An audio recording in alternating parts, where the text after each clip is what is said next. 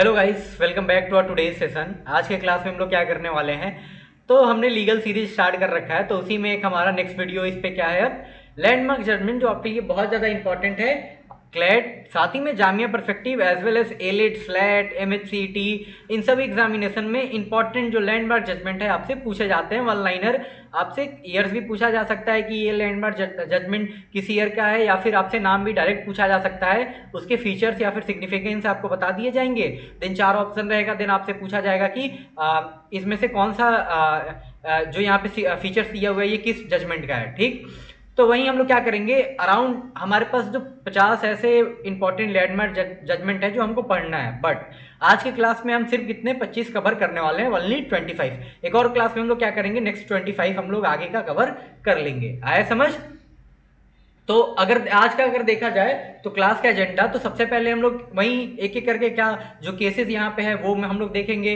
आपको केसेस का नाम याद करना है, ईयर याद करना है, साथ ही में कुछ उसके जो सिग्निफिकेंस है वो आपको ध्यान में रखना है। आया समझ?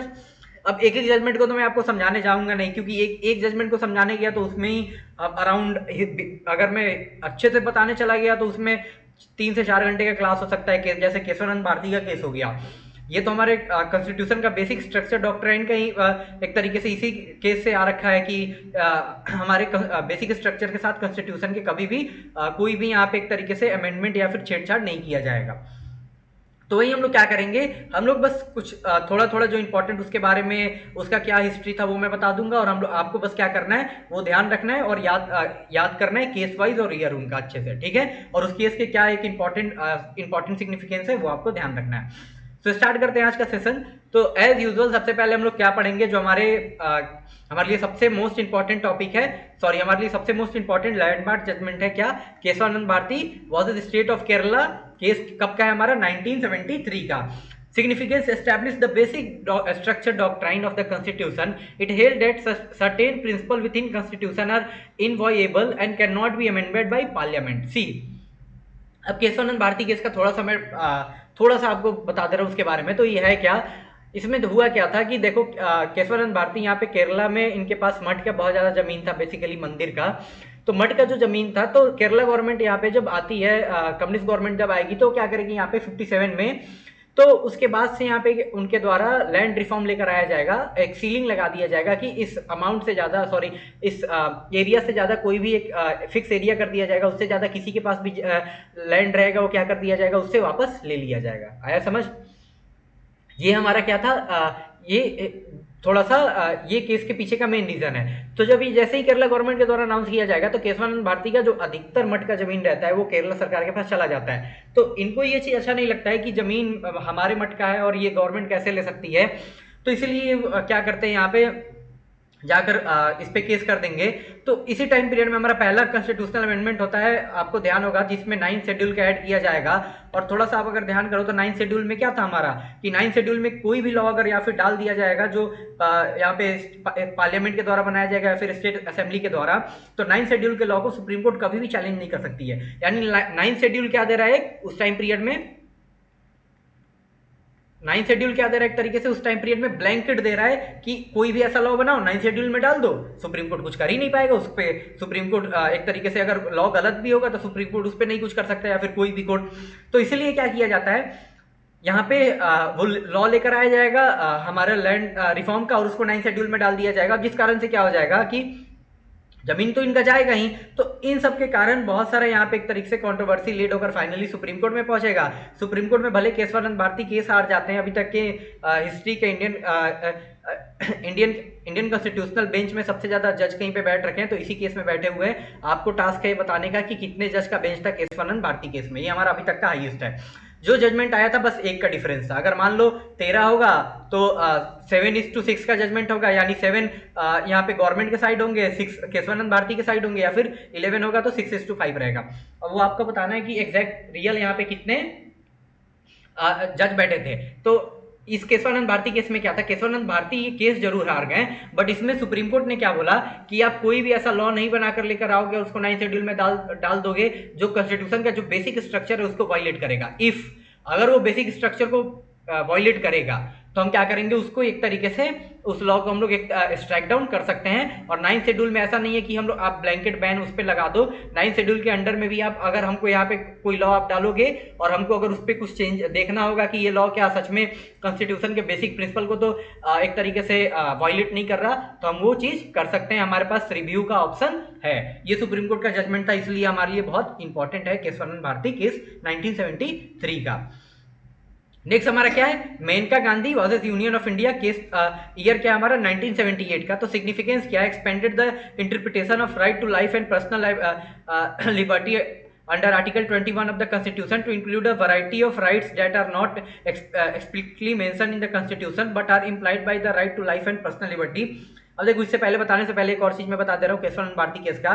उसमें क्या था कि 73 से पहले ही हमारा क्या था, राइट टू प्रॉपर्टी हुआ करता था हमारे फंडामेंटल राइट में। आर्टिकल 19 में अब आपका एक और टास्क है कि आर्टिकल 19 के यहाँ पे किस क्लॉज के अंदर में राइट टू प्रॉपर्टी था। तो इसमें आगे चलकर क्या होता है, राइट टू प्रॉपर्टी को यहाँ पे जब 46 कॉन्स्टिट्यूशनल अमेंडमेंट किया जाएगा तो उसको फंडामेंटल राइट से हटाकर किस में डाल दिया जाएगा, एक तरीके से आपको ये बताना है कि वो अभी के टाइम पर जो हमारा राइट टू प्रॉपर्टी है, सॉरी जो पहले हमारा राइट टू प्रॉपर्टी था अभी के हमारे कॉन्स्टिट्यूशन में कहाँ पे उसके बारे में मेंशन किया गया है। तो आपका 3 टास्क है, एक बताना कि केशवानंद भारती में केस में कितने जज यहाँ पे बैठे थे उस केस के लिए। देन यहाँ पे आपको बताना है कि जो राइट टू प्रॉपर्टी को यहाँ पे जो हमारा कॉन्स्टिट्यूशनल राइट था उसको हटा दिया गया, सॉरी हमारा फंडामेंटल राइट था, तो फंडामेंटल राइट से हटाकर उसको किस आर्टिकल में अभी डाला गया है कॉन्स्टिट्यूशन में। एक ये आपका टास्क है। और एक और आपका टास्क क्या था कि आपको ये देखना है कि केशवानंद भारती के अलावा आपके लिए और क्या क्या इसमें जरूरी है जो आप एक तरीके से मेमोराइज कर सकते हो। तो नेक्स्ट हमारा क्या है यहाँ पे, मेनका गांधी का केस कब 1978 का। तो सिंपल सा इसमें है, मैं बता दे रहा हूँ।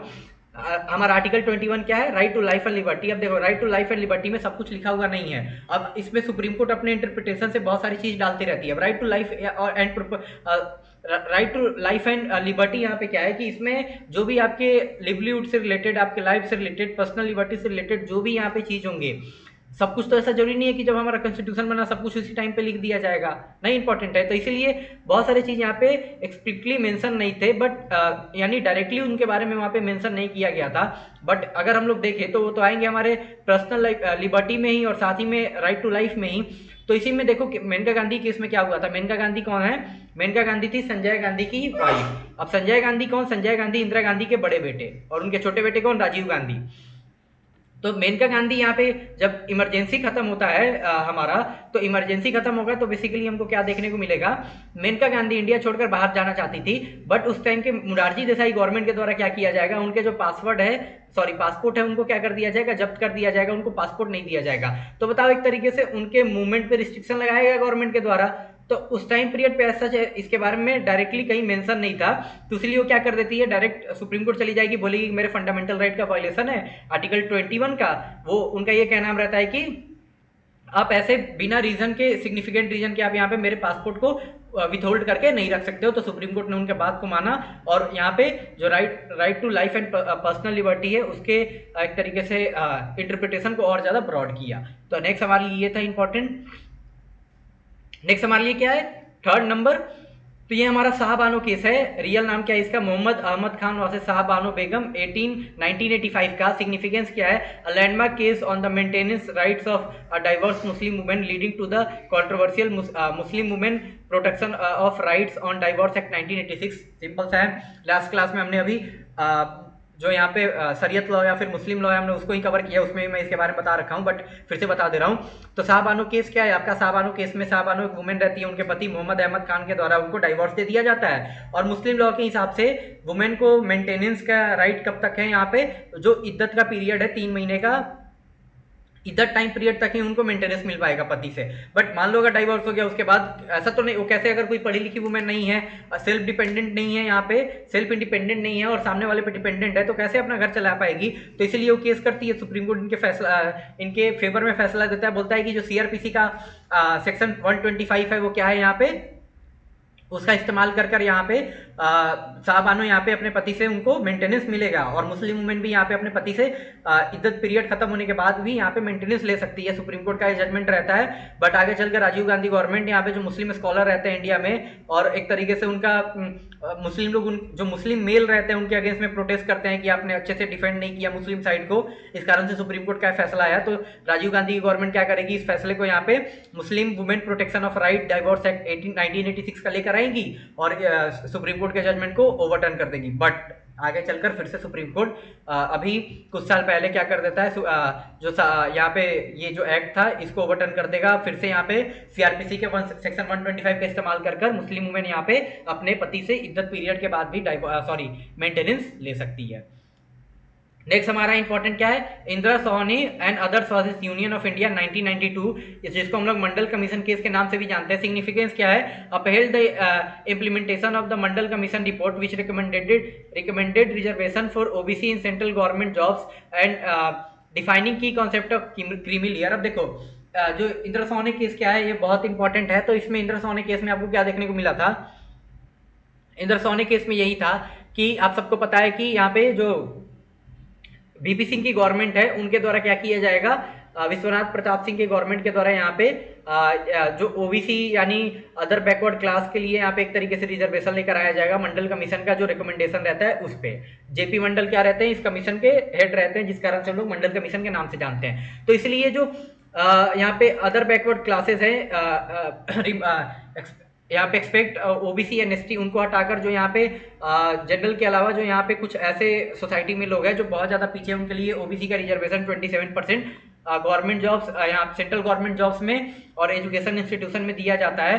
तो इसको लेकर बहुत ज़्यादा प्रोटेस्ट हमको देखने को मिलता है। तो इसीलिए इसको क्या किया जाएगा, सुप्रीम कोर्ट में चैलेंज किया जाएगा। तो जब चैलेंज किया जाएगा तो सुप्रीम कोर्ट यहाँ पे क्या डिसीजन देगी, सुप्रीम कोर्ट इस रिजर्वेशन को अपहेल्ड कर देगी। बट सुप्रीम कोर्ट यहाँ पे क्या करेगी कि सुप्रीम कोर्ट बोलेगी कि अब रिजर्वेशन देश में 50% से ज्यादा एक्सीड नहीं करना चाहिए।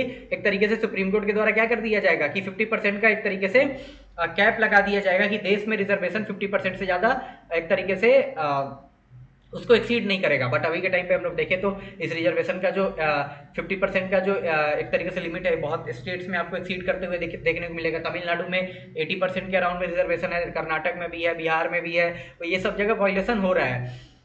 सुप्रीम कोर्ट का जजमेंट भी आते रहता है, कुछ कुछ जगह पे यहाँ पे सुप्रीम कोर्ट उनके जो यहाँ पे एक तरीके से जो रिजर्वेशन है उसको इंक्रीज किया जाता है, सुप्रीम कोर्ट उनको स्ट्राइक डाउन भी करती है। बट रियलिटी तो यही है कि हमें इंडिया में 50% से ज़्यादा रिजर्वेशन एक्सीड करते हुए मोस्ट ऑफ द स्टेट्स में अब देखने को मिलते हैं। तो सुप्रीम कोर्ट का इसमें से एक मेजर ये कहना था कि 50% से ज़्यादा यहाँ पे रिजर्वेशन एक्सीड नहीं करना चाहिए। एक और यहाँ पे क्रीमी लेयर का कॉन्सेप्ट लाया गया। तो अभी के हिसाब से मैं समझा दे रहा हूँ, अभी के हिसाब से अगर मान लो आपका इनकम किसी भी ओबीसी अगर कोई कैटेगरी में आता है, उसका इनकम 8 लाख से कम है, तो यहाँ पे एनुअल इनकम उसके फैमिली का, तो यहाँ पे क्या एक तरीके से रिजर्वेशन ले सकता है। इसीलिए creamy layer non creamy layer का कॉन्सेप्ट लेकर आया जाता है, जिनका अगर मान लो कोई यहाँ पे अगर मान लो एक एग्जाम्पल ले ले, कोई यहाँ पे कास्ट है, एक्स कास्ट है, अब वो उसको ओबीसी के अंडर में है। अब एक्स कास्ट का मान लो दो अलग अलग फैमिली का एग्जाम्पल लेकर देखते हैं, ए और जेड। तो ए फैमिली का फैमिली इनकम मान लो एनुअल इनकम 6 लाख है और जेड फैमिली का यहाँ पे 12 लाख है। तो रिजर्वेशन कास्ट दोनों का सेम है, बट रिजर्वेशन किसको मिलेगा इस सुप्रीम कोर्ट के जजमेंट के हिसाब से, जो ए फैमिली है उसको, जिसका family income annual income 8 lakh से कम है, जिसका 8 लाख से ज्यादा उसको नहीं मिल सकता। ईडब्ल्यूएस वाले केस में भी हमको सेम कॉन्सेप्ट रखते हुए देखने को मिलता है। तो यही हमारा था Indira Sawhney and other versus union of India 1992 यानी मंडल कमीशन केस।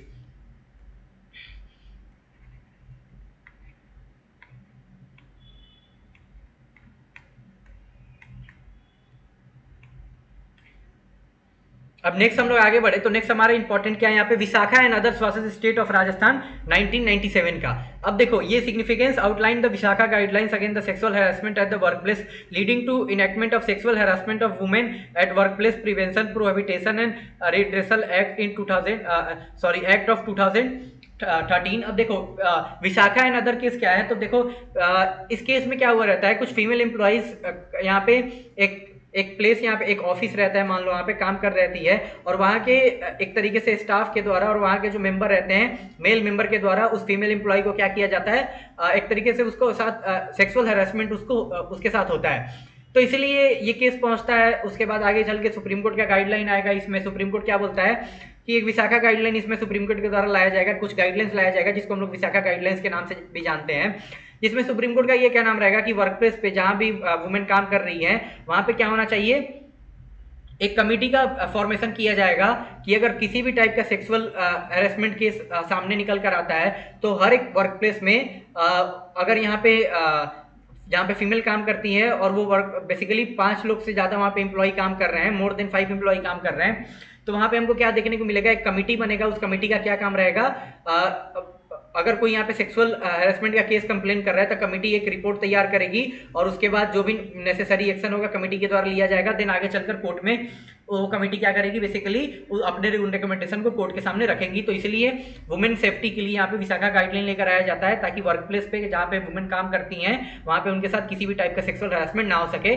आगे चलकर यहाँ पे गवर्नमेंट के द्वारा sexual harassment of women at workplace prevention prohibition and redressal act of 2013 भी लेकर आएगी। इसलिए हमारे लिए विशाखा का केस बहुत ज्यादा इंपॉर्टेंट है। कब का, ये 1997 का।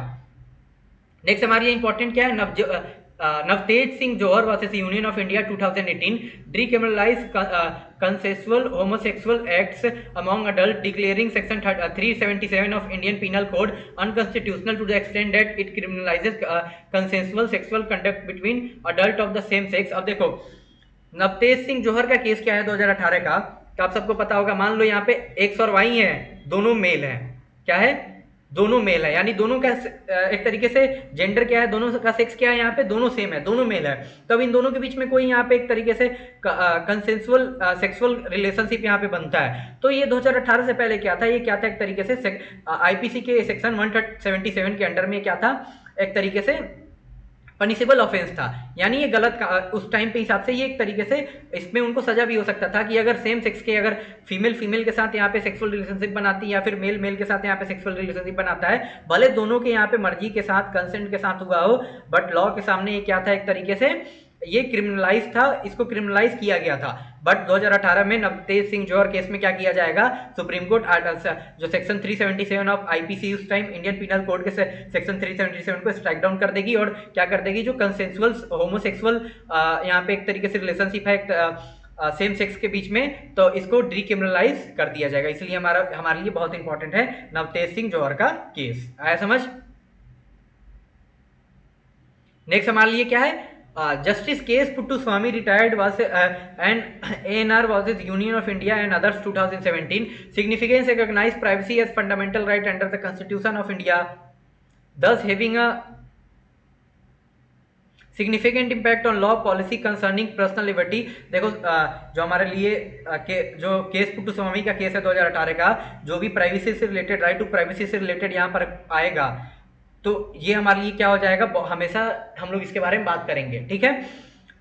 इसी केस में 2017 में क्या किया जाएगा, पहली बार यहाँ पे राइट टू प्राइवेसी को, यानी आपका प्राइवेसी, आपका अकेले का टाइम एक तरीके से फंडामेंटल राइट है, रिकॉग्नाइज कब किया जाएगा, इसी केस में। किसमें, justice KS. Puttaswamy versus union of India.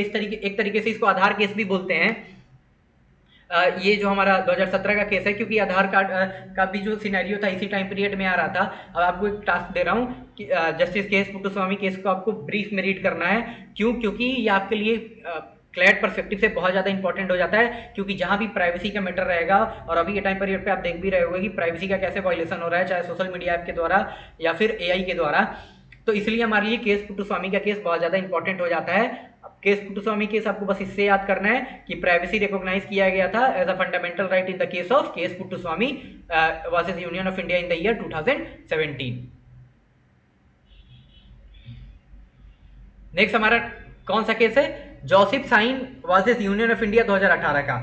Decriminalize adultery by declaring section 497 of IPC unconstitutional, stating it criminalize against men and women by treating them unequally। अब देखो जोसेफ साइन का केस क्या है, सिंपल केस है, मैं आपको बता दे रहा हूं।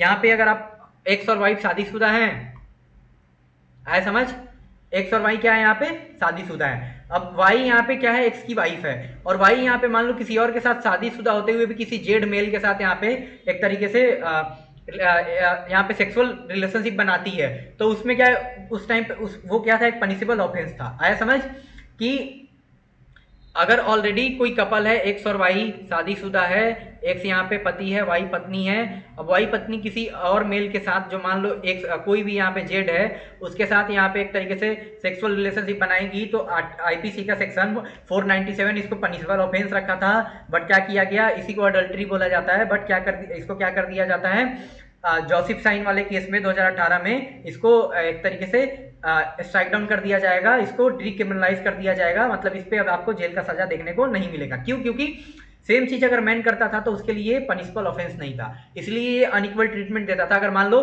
ये गलत क्यों था, मतलब सुप्रीम कोर्ट का इसमें जजमेंट क्या रहता है कि एक्स और वाइफ है, एक्स और वाई है, पति और पत्नी, अगर वाई यहाँ पे किसी और मेल के साथ यहाँ पे रिलेशनशिप बना रही है तो उसको जेल होगा, बट एक्स उसका पति किसी और फीमेल के साथ बना ले रहा है तो उसको यहाँ पे ये पनिशबल ऑफेंस नहीं था, जिस कारण से जोसेफ साइन वाले केस में क्या कर दिया जाता है, इसको डिक्रिमिनलाइज कर दिया जाता है अडल्ट्री को। आया समझ?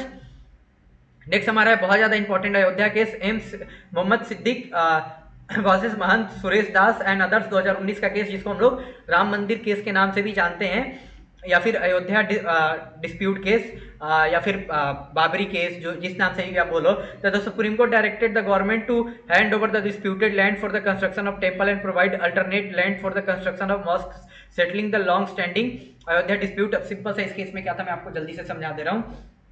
इस केस में यही था कि जो अयोध्या केस है, आप सबको पता होगा, यहाँ पे उस टाइम पे औरंगजेब था, सॉरी, उसके द्वारा क्या किया जाता है, उसके द्वारा एक तरीके से यहाँ पे एक मॉस्क क्रिएशन करवाया जाता है, और यही हमारा क्या होगा, उसके बाद जो मंदिर यहाँ पे तोड़ दिया जाएगा राम जी का, तो यहाँ पे क्या माना जाता है कि वो जो प्लेस है वहाँ पे जो हमारे लॉर्ड राम है उनका क्या एक तरीके से बर्थ प्लेस है, और वहाँ पे मस्जिद कैसे हो सकता है। तो आगे चलकर 1991 में कार सेवा किया जाएगा यहाँ पे बहुत सारे लोगों के द्वारा, और जो वो मॉस्क का यहाँ पे स्ट्रक्चर रहता है उसको भी डिमोलिश कर दिया जाएगा, और पूरी तरीके से वो मॉस्क रहता, यहाँ पे मस्जिद रहता भी नहीं है वो, उसमें हमको क्या देखने को मिलता है, पुराने एक तरीके से राम टेम्पल का वहाँ पे जो बहुत सारे स्ट्रक्चर हमको वहाँ पे देखने को मिलते हैं। तो ये पूरा कंट्रोवर्सी रहता है। मैं सिंपल से आपको इसका क्रक्स बता दे रहा हूँ, क्योंकि केस आप सबको पता होगा 2019 में सुप्रीम कोर्ट का जजमेंट रहता है। सुप्रीम कोर्ट बोलेगा कि ये जो पूरा लैंड है किसको बिलोंग करता है, यहाँ पे टेम्पल कंस्ट्रक्शन के लिए यहाँ पे जो महंत सुरेश दास, ये जो लोग हैं जो रिप्रेजेंट कर रहे हैं हिंदू साइड को, इनको मिलना चाहिए, और अब यहाँ पे मस्जिद बनाना है तो उनके लिए गवर्नमेंट क्या करे, एक दूसरा यहाँ पे अलग जगह पे उनको यहाँ पे लैंड प्रोवाइड करे। यही था हमारा, बस आपको नाम याद रखना है। राम मंदिर केस का ओरिजिनल नेम क्या है, अयोध्या केस, जिसको हम लोग जानते हैं मोहम्मद सिद्दीक वर्सेस महंत सुरेश दास, 2019 का हमारा केस है। नेक्स्ट हमारा क्या है, Saira Bano versus union of India and others, 2017 का। इसको भी हमने ऑलरेडी पिछले क्लास में यहाँ पे कवर किया ही है।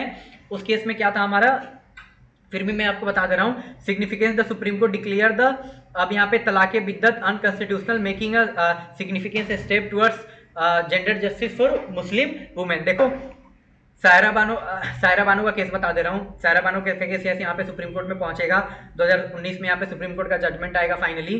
केस में क्या था मैं आपको बता दे रहा हूँ, सिंपल सा केस था। तीन चीज का यहाँ पे एक तरीके से स्ट्राइक डाउन का बात किया जाएगा। एक सायरा बानो केस में मांग किया जाएगा जो तलाक बिद्दत है, यानी ट्रिपल तलाक, यानी पति यहाँ पे जो मुस्लिम पति है अपनी बीवी को एक लगातार यहाँ पे तलाक तलाक तलाक बोल देगा, दोनों डाइवोर्स हो जाएंगे। इसको क्या कर दिया जाए, अनकॉन्स्टिट्यूशनल साबित कर दिया जाए। क्यों? क्योंकि एक तरीके से ये जब मन आया गुस्से में कभी भी अगर पति बोल देगा तो सामने बीबी क्या हो गई, एक तरीके से डाइवोर्स हो गई। तो सुप्रीम कोर्ट एक इसका मांग था। दूसरा क्या था, जो यहाँ पे हलाला का सिस्टम देखने को मिलता था। अब हलाला क्या है, हमने ऑलरेडी सब ये सब मुस्लिम लॉ में कवर करा दिया। हलाला मैं नहीं इस क्लास में समझाऊंगा। और एक और हमारा था जो बाइगमी था, पॉलीगमी था, यानी जो मुस्लिम मैन यहाँ पे 4 शादी करते हैं उसको भी क्या कर दिया जाए, उस पर भी बैन लगाया जाए। तो 3 चीज का मांग किया जाएगा सायरा बानो केस में, बट सुप्रीम कोर्ट क्या करेगा, सिर्फ तलाक बिद्दत यानी ट्रिपल तलाक को बैन कर देगा। बाकी 2 अभी भी हमको देखने को मिलता है। यही हमारा था हमारा क्या, सायरा बानो का केस यानी ट्रिपल तलाक केस। अभी कोई मुस्लिम पति अगर अपनी बीवी को 3 बार तलाक तलाक तलाक बोल देगा तो क्या हो सकता है, उस पर उसको सजा होगा। ये अभी आगे चलकर 2019 में मोदी गवर्नमेंट के द्वारा इस पे एक लॉ भी लेकर आया जाएगा। तो अब इसको क्या कर दिया जाएगा, क्या कर दिया गया, क्रिमिनलाइज कर दिया गया। सी, हमने अभी तक 10 केस ही पढ़ा, हमको पढ़ना कितना है, 50 के अराउंड में 50 पढ़ना है टोटल, जो बहुत इंपॉर्टेंट है। बट मैं क्या सोच रहा हूँ कि हम लोग क्या करें, सीरीज वाइज आते हैं, 10-10 करके ही हम लोग आते हैं, या फिर नेक्स्ट क्लास में हम लोग 20 कर लेंगे। आज के क्लास को हम लोग यहीं पे एंड करते हैं। 10 केस ही हम लोग पढ़ेंगे आज की क्लास में।